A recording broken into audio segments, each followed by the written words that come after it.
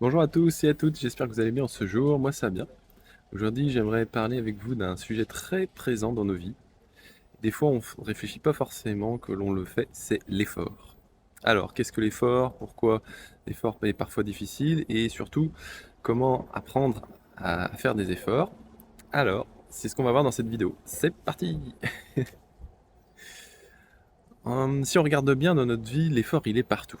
On pourrait croire que l'effort c'est seulement faire du sport, travailler dur ou accomplir quelque chose d'important. Mais si on regarde bien dans notre vie, faire des efforts, on le fait au quotidien. Sortir de chez soi, aller marcher, aller acheter du pain, ça demande un effort. Donc toutes les petites activités dans notre vie demandent un certain effort, se mettre en mouvement, agir pour cette chose et avoir le résultat. On peut le voir aussi pour rencontrer des personnes, comme notre travail, etc. Même passer un bon moment, hein, faire la fête, organiser ses vacances, etc., ça demande un effort. Et finalement, si on regarde bien, tout simplement, le vécu, le fait de vivre notre vie demande des efforts, si on va avoir des résultats, etc. Donc, on aimerait faire des choses simples, qui soient immédiates, faciles, à faire sans effort. Mais dès qu'on veut aller vers quelque chose, un objectif, une rencontre, une expérience, un mieux-être, il y a souvent un mouvement à faire. Et c'est ça qu'il faut comprendre. Un mouvement à faire demande un effort. Alors, la question, c'est pas forcément de comment éviter l'effort, mais plutôt de se dire, mais comment vivre l'effort de manière plus harmonieuse. Et c'est peut-être ça qui va nous intéresser dans cette deuxième partie de vidéo. La première partie, on a vu qu'est-ce que l'effort. Et là, on va voir un petit peu comment vivre l'effort de manière correcte. Est-ce- Donc, la question qu'on peut se poser, c'est comment nous, on vit l'effort actuellement? Est-ce qu'on le fait avec la volonté de faire l'effort ou est-ce qu'on le fait à contre-cœur? Parce qu'il y a une grande différence dans ce qui va être le résultat de tout ça. Donc quand on choisit de faire quelque chose avec cet élan du cœur, hein, cette volonté, cette joie même, eh bien, ça nous demande certes de l'énergie parce qu'on a cette chose à faire, mais souvent on le fait parce que voilà, on a cet élan, on le fait avec joie. Et ça nous porte. On se sent motivé, on avance, et on trouve des fois du sens à ce que l'on fait. On va même trouver des petites subtilités dans l'effort qu'on va faire qui vont nous nourrir. Donc l'effort est toujours là à ce moment-là, quand on fait la chose qu'on a à faire, mais avec notre volonté, ça paraît plus agréable, plus acceptable, plus léger. À l'inverse, hein, quand on fait quelque chose sans cette envie, ce souhait de le faire, parce qu'on se sent obligé, qu'on est contraint, alors l'effort du coup nous semble plutôt comme difficile, infranchissable, énorme, et on se sent pas forcément bien. Donc on voit qu'une même action peut être vécue complètement différemment suivant notre envie. Ça, c'est un point intéressant à comprendre. Euh, et si on regarde bien, c'est pas l'effort qui est en soi difficile hein, dans ce que l'on fait, mais plutôt cette relation qu'on a vis-à-vis de l'effort. Voilà. Donc ça c'est pour cette deuxième partie intéressante, hein, est-ce qu'on fait des efforts avec envie ou à contre-cœur? Et puis une troisième partie que je trouve intéressante dans l'effort, c'est est-ce que on peut apprendre à aimer faire des efforts?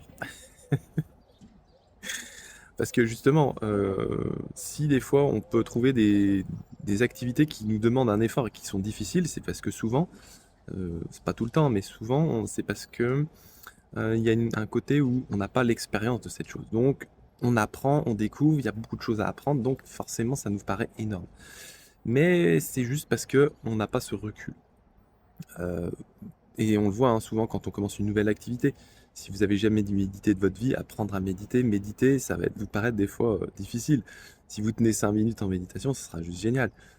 Alors que certains méditent pendant des heures. Donc, vous voyez, faire du sport, pareil, faire quelques pompes, quelques abdos, quand on débute, bah, ça va être peut-être quelques-uns, voire même peut-être pas beaucoup, pas du tout même.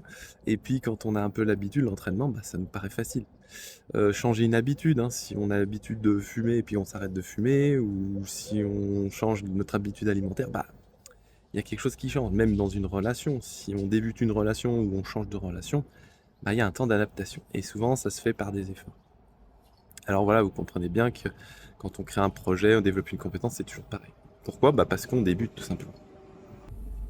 On ne se maîtrise pas encore, on hésite, on doute parfois. Avec le temps, quelque chose change. Ce qui était difficile pour nous devient naturel.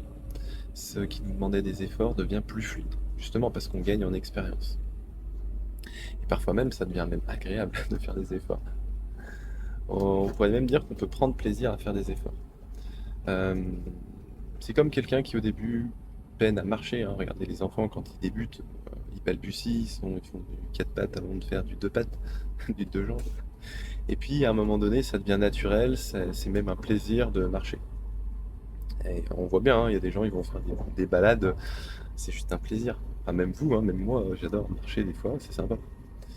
Euh, donc, quand une personne commence à méditer, c'est toujours pareil, hein, c'est difficile au début, puis progressivement, elle trouve cette paix intérieure.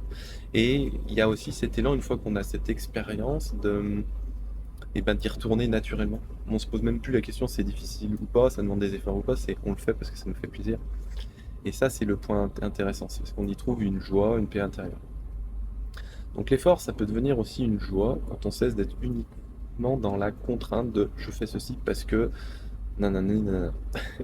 Ça me demande des efforts.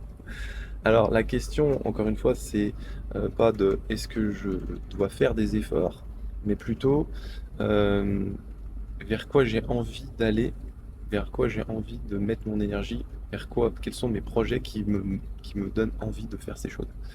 Voilà. Et là, à ce moment-là, l'effort va prendre tout son sens. Pourquoi? Parce qu'il y a cette motivation intérieure, hein, qui était le deuxième point qu'on a vu dans cette vidéo. Et là, il est nourri aussi de... Parce que ça me nourrit, ça donne la joie dans ce que je fais. Donc voilà, c'est vraiment ce côté-là qui est intéressant dans l'effort, parce que au travers de cet effort, on y a un bienfait, un bien-être. Voilà. Euh, donc, trouver peut-être des fois ce but peut être une manière justement de voir l'effort joyeux.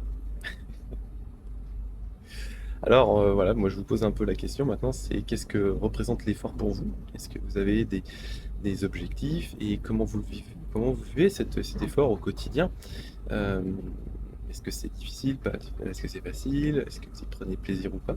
Et puis, quels conseils vous pourriez donner par rapport à votre expérience de comment on peut voir les choses vis-à-vis de cet effort, hein, qui pourrait aider d'autres personnes?